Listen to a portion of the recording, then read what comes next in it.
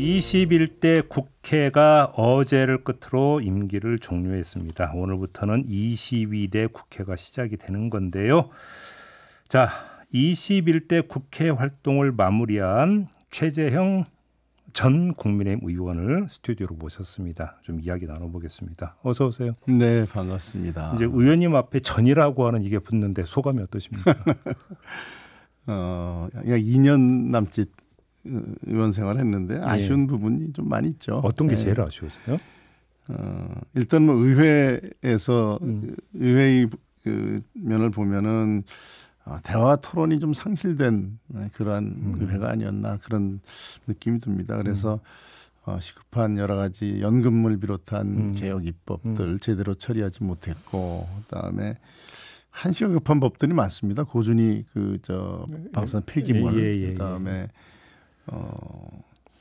반도체에 관한 뭐 지원한 법률들, 그다음에 많이 논의는 안 되지만 전력망 확충 이거 굉장히 심각한 문제입니다. 이런 법들이 제대로 처리 안 된 거 아쉽고요. 구하라법도 처리 안 되죠. 네. 그다음에 당의 모습을 보면은 이제 제가 보궐선거하고 들어왔을 때 제가 기대했던 그런 당의 모습과는 좀 많이 좀 달라진 그런 것들이 좀 아쉽습니다. 당내에서 좀 이게 활발한 대화 토론을 통해서 민주적으로 좀 잘 운영이 됐으면 좋았을 텐데 그렇지 못한 점, 그다음에 흔히 말하는 용산과 이제 당정 관계 문제, 그다음에 여러 가지 국민의 그 기대와는 조금 어긋난 여러 가지 결정들, 뭐 이준석 당대표 나가는 문제, 그다음에 당대표 또 그 선출 과정에서 여러 가지 문제들 아쉬운 점들이 많죠. 그러면서 이제 정말 우리가 대한민국의 미래를 위해서 해야 될 일들을 좀 결과적으로는 지난 2년 동안 제대로 못한 아쉬움이 있고요. 저 개인적으로는 이러한 일들을 보면서도 좀 더 다른 동료 의원들과 힘을 합쳐서 좀 강한 목소리를 내고 이걸 좀 더 좋은 방향으로 만들지 못했다는 아쉬움은 있습니다. 그럼에도 불구하고 정치인의 길을 걷게 된 걸 후회는 안 하십니까? 예, 제가 후회는 하지 않습니다. 제가 많은 것을 배웠고 또 저 나름대로 이 정치에 몸담으면서 그래도 제가 국민들에게 뭐 보여줄 수 있는 그런 모습들을 보여줬다고 생각합니다. 그러시고요. 그럼 앞으로는 이제 정치 활동을 계속 이어간다 이렇게 생각하면 되는 거죠? 사는 게 다 정치죠. 알겠습니다. 그 얘기는 좀 나중에 좀 말미에 다시 한번 좀 여쭤보도록 하고요. 엊그제 국회 본회의에서 이제 최상병 특검법 재표결이 있었고요. 뭐 의원님 같은 경우는 공개적으로 입장을 밝혔기 때문에 제가 여쭤봐도 될 것 같은데 찬성표 제 소신대로 제가 던지신 거죠? 예. 그런데 조금 전에 저희가 이제 2부에서 김태흠 충남지사하고 인터뷰를 했는데 이분이 이런 말씀을 하시더라고요. 아니 어차피 무기명 투표고 그럼 할 거면 그냥 조용히 그냥 찬성 표결하면 되지. 뭐 이렇게 공개적으로 얘기하니 이거 쇼 아니냐 이렇게 좀 이런 말씀을 주셨는데 이건 어떤 말씀 주시겠습니까? 저도 이제 그런 부분에 대해서 고민을 많이 했습니다. 그러나 저는 오히려 다들 이제 뭐 이제 반대할 거라고 생각하는데 들어가서 그냥 그 소리도 없이 그 찬성이죠. 찬성한다는 거 그게 또 오히려 좀 저는 떳떳하지 못한 거 아닌가 저는 그렇게 오히려 생각을 그게 비겁하다. 그렇죠. 저는 그런 측면으로 생각을 했고요. 일단 특검법 자체가 이제 민주당이 추진하는 과정을 보면은 이 사망 사고, 진상 규명이나 또 재발 방지 보다는 정쟁화하려는데 진심이 있었다고 저는 봅니다. 그러나 이제 국민의힘 입장에서는 이걸 자꾸 거부하는 것이 뭔가 이제 감추려는 듯한 그러한 인상을 국민한테 줄 수 있고 이게 마치 무슨 뭐 이재명 방탄식으로 용산 방탄 아니냐라는 그 불필요한 의혹을 만들 수 있다는 점. 그다음에 이게 민주당은 계속 끌고 갈 겁니다. 여기에 그 국력을 소모하는 것은 책임 있는 정부 여당으로서 좀 지양해야 되지 않느냐. 끊고 그다음에 우리가 보다 더 중요한 국가 여러 가지 과제들을 해결하기 위한 데 국력을 집중해야 된다는 생각을 가지고 그런 의견을 제시했던 거고요. 저는 뭐 앞으로도 이 문제에 대해서 민주당은 무리한 주장을 계속 할 겁니다. 끌려가지 말고 끊고 당당하게 받고 더 중요한 문제에 우리가 좀 집중해야 되겠다 그런 생각입니다. 이건 좀 웃자고 드리는 질문이긴 한데요. 의원님 표결했을 때 찬 뒤에 혹시 괄호 치거나 점 찍으신 건 아니죠? 뭐 웃자고 얘기하는데 이거 뭐 전에 어느 개그맨처럼 죽자고 얘기하는 답변하는 게 좀 우스운데 뭐 제가 뭐 그렇게 피해가지는 않았습니다. 아니시죠? 알겠습니다. 어차피 22대 국회에서 이제 뭐 다시 어떤 재발의해서 이제 추진한다고 하니까 그 이제 다시 이제 국회 시간이 돌아올 것 같은데 국회와는 별도로 지금 재판 과정에서 통화 기록이 나오고 네. 그러면서 이종섭 당시 국방장관이 뭐 윤석열 대통령과 몇 번 통화를 했니 뭐 했니 이런 얘기가 계속 나오잖아요. 자, 이런 현상을 어떻게 지켜보고 계세요?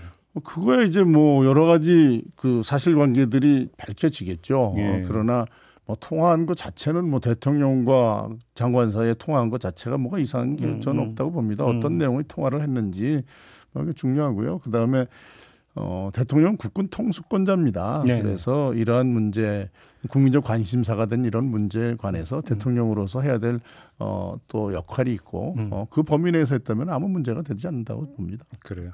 만약에 그러면 의원님이 뭐 가정이지만 만약에 22대에도 계속 의원직을 유지를 하셨고 다시 또 이 문제에 대해서 표결할 상황이 왔다면 그때도 찬성표 던지셨을까요? 지금과 같은 동일한 법을 그대로 올리는 것보다는 저는 뭐 그 과정에서 여당과 야당이 좀 진지한 그 협의를 통해서 합의를 이끌어내는 게 저는 중요하다고 생각합니다. 그래서 국민의힘 입장으로서도 아마 이번 특검법에 관한 추진 과정에서도 약 3개월만 좀 기다리고 우리가 합의 처리하자 뭐 이런 제안도 했었는데 뭐 야당은 뭐 그 일부에 조금 더 뭐 이렇게 고려하지 않고 그냥 바로 밀어붙였거든요. 예. 그렇기 때문에 뭔가 좀 더 합의를 해서 이걸 처리하는 과정이 필요하다. 저는 그렇게 생각합니다. 알겠습니다. 자꾸 이제 민주당으로서는 무리하게 받아들이기 어려운 법을 만들어 놓고 대통령이 거부권 행사하게 하는 이런 프레임을 가지고서 지난 21대 국회 참 많이 어려웠거든요. 예. 그런 식의 그 다수 의석을 무기로 한 그런 식의 그 의회 운영은 좀 지양해야 되지 않나 저는 그렇게 봅니다. 지금 의원님께서 거부권 말씀하셨으니까 네. 그러니까 어제 또 윤석열 대통령이 4건에 대해서 거부권 행사 모두 도합 14건이 됐거든요. 네. 야권에서는 너무 남발한다 이렇게 지금 비판을 하잖아요. 어떻게 평가를 하십니까? 거부권 남발 이전에 거부할 수밖에 없는 입법을 남발한 민주당이 스스로 돌아볼 필요가 있다고 생각합니다. 그중에 이미 뭐 거부권이 행사된 법률 중에 본인들이 집권했을 때도 이거는 무리해서 좀 무리한 입법이다 해서 추진하지 않았던 법들, 못했던 법들이죠. 그거 막 무책임하게 그 입법을 해서 대통령으로 하여금 좀 국가의 미래를 위해서 거부권을 행사하지 않을 수 없게 만든 그러한 일들이 많이 있지 않았습니까? 이번의 법들도 국민들에게 어떻게 보면은 뭐 좀 이 포퓰리즘적인 그런 접근을 하면서 또 이 무리하게 이념적인 그런 접근을 하면서 대통령으로 하여금 거부권을 행사한다는 입법권을 무시한다는 그러한 프레임을 씌우려는 의도가 저는 있었다고 봅니다. 그럼 제가 하나 예를 들어서 한번 좀 질문 드려볼게요. 민주유공자법 있잖아요. 자, 여기에 대해서 이제 국민의힘이나 이런 데서는 아니 예를 들어서 뭐 동의대 사건이라든지 뭐 예를 들어서 뭐 뿌락지 사건에서 폭력 행위가 있었던 이런 것까지 그럼 민주유공자로 인정해서 예우해야 되느냐 이런 얘기를 했단 말이에요. 반대 이유였어요, 그게. 그런데 보훈부에서 심사 기준을 정해서 심사위원회에서 선정하도록 했지 않습니까? 그다음에 구체적인 윤석열 정부 들어서 시행령 가지고 많이 했잖아요. 그러면 시행령이나 규칙을 가지고 보완해서 그 민주유공자법의 취지는 존중을 하되 시행령이나 규칙 이런 걸 가지고 보완해서 추진할 수도 있지 않습니까? 거부권 행사하지 않고. 어떻게 생각하십니까? 그런 접근법에 대해서. 그게 지금 아마 제가 정확히 그걸 기억을 못 하는데요. 네. 민주화 유공 그런 것들을 걸을 수 있는 그런 시스템을 좀 무력화할 수 있는 조항이 있지 않나요? 제가 지금 정확히 제가 알고 있는 조항이 바로는 좀 정확히 기억이 나지 않습니다. 그러니까 그 국가보훈부에서 심사위원회 이런 걸 구성을 해가지고 그러면 유공자로 인정할 할 건지 말 건지 거기서 결정하는. 그러면 이제 심사 기준이 문제가 되는 거잖아요. 그러면 심사 기준 부분에 있어서 좀 더 구체화하는 과정은 행정부에서 할 수도 있는 거지 않습니까? 그건 뭐 내용을 제가 좀 검토해본 후에 답변 드려야지 제가 그런 내용을 좀 정확히 파악하고 있지 않습니다. 그래요? 예. 그래서 이제 야권에서 바로 이런 점을 가지고 이제 너 남발이다 이렇게 비판하는 거 아닌가 싶어서. 그렇지 않은 무리한 입법도 많지 않았습니까? 그렇게 보시는 거고요.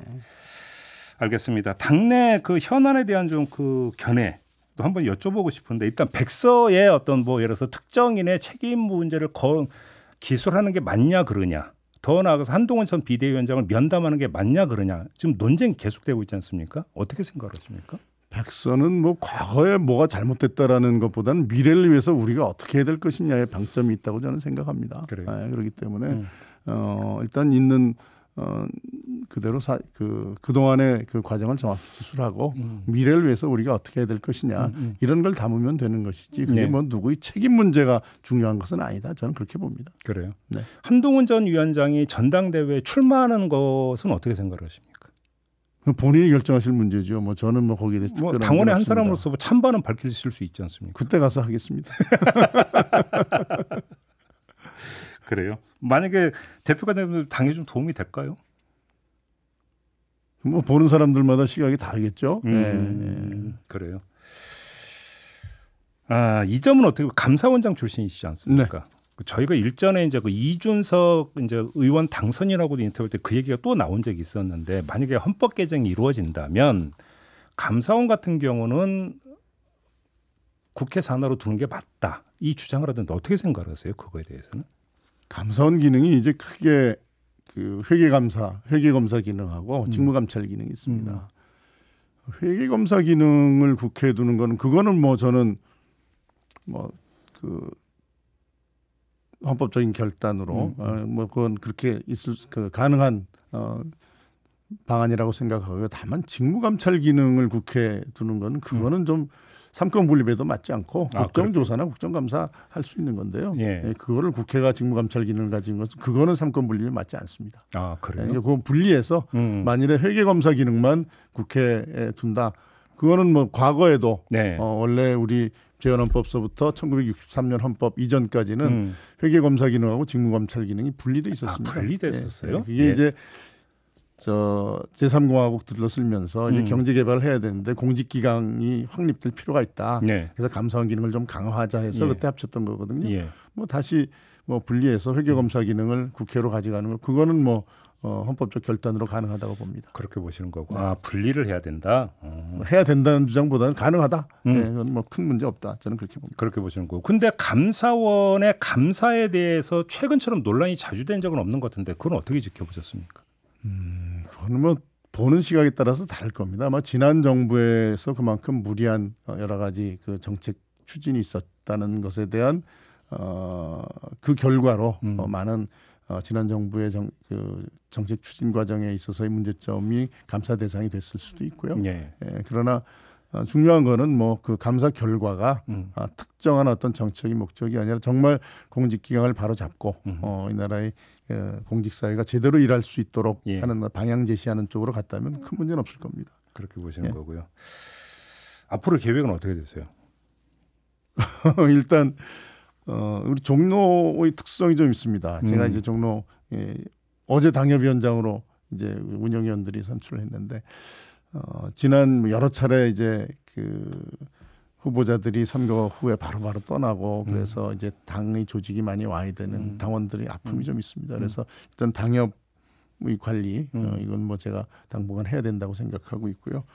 그다음에 여러 가지 뭐 국가적인 이슈나 이런 것들에 대해서 부족했던 거 공부도 좀 하고 저는 뭐 개인적으로는 아직 그 아이들 둘이 공부하고 있습니다. 그래서 경제적으로 제가 또 뒷받침해야 될 일이 있어서 변호사 등록도 했습니다. 변호사 등록하셨어요? 뭐 그렇게 하다 보면은 또 뭐 할 일이 생기겠죠. 근데 지금 그 종로 그 당협 말씀하셨으니까 지구당 부활 얘기가 지금 나오고 있지 않습니까? 어떻게 생각을 하세요? 거기에 대해서는? 아마 지구당 폐지할 때 그동안 이제 정치자금 관련해서 많은 잡음들이 있어서 지구당을 폐지했는데 실제 이제 저도 이제 원외 당협위원장이 됐습니다만은 원외 당협위원장이 활동할 수 있는 그 여지가 너무 적습니다. 그래요? 그렇기 때문에 어느 정도 그거는 좀 풀어주고 이제는 그 자금 관리도 많이 투명하게 관리할 수 있습니다. 그렇기 때문에 당협 활동을 어느 정도 좀 할 수 있는 여지를 주는 것 그거는 저는 필요합니다. 과거처럼 뭐 완전하게 뭐 다 열어주는 것이 바람직한지는 좀 검토해봐야 되겠습니다만 예. 지금과 같이 저 당의 이제 원외 당협위원장의 활동을 거의 불가능하게 만드는 제도는 개선돼야 된다고 생각합니다. 그게 그렇게 차이가 커요? 사무실 낼 수 없습니다. 또 정치자금 안 되죠. 모금도 안 되죠. 네. 사무실 뭐도 없고 뭐 정치자금도 없고 예. 일하기 굉장히 어렵죠. 그리고 그게 오히려 이제 탈법을 조장할 수 있습니다. 오히려 지킬 수 없는 법을 만들어 놓고 예. 탈법을 조장하고 걸면 걸리게 만드는 굉장히 그 정치 활동을 위축시킬 수 있죠. 그래서 지구당 부활에 찬성하시는 입장이시네요.